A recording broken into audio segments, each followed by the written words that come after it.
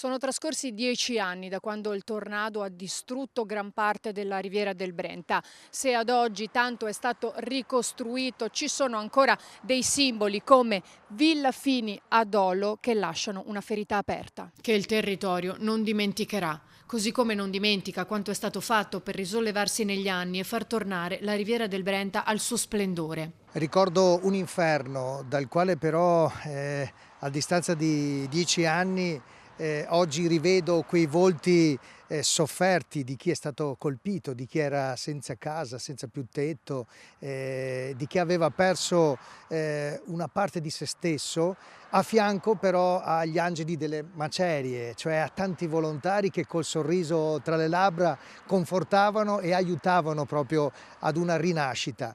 Ecco, oggi si può, tranne Villa Fini purtroppo, si può ammirare ciò che la popolazione ha fatto con l'aiuto della solidarietà di tantissimi.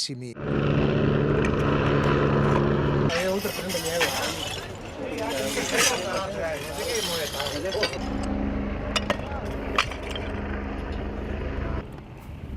Il tornado di categoria F4 seminò il panico fra i comuni di Pianiga, Dolo e Mira, provocando milioni di euro di danni, 50 milioni quelli certificati, 44 quelli ricevuti da Stato e Regione per ricostruzione e risarcimenti.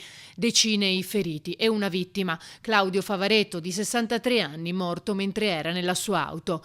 Un evento mai visto in zona. Questo tornado ha visto una intensità mai registrata prima in Veneto, F4, oltre fino a 300 km all'ora. Quindi prima in termini di risarcimenti i danni dall'aria e dal vento venivano equiparati a quelli dell'acqua.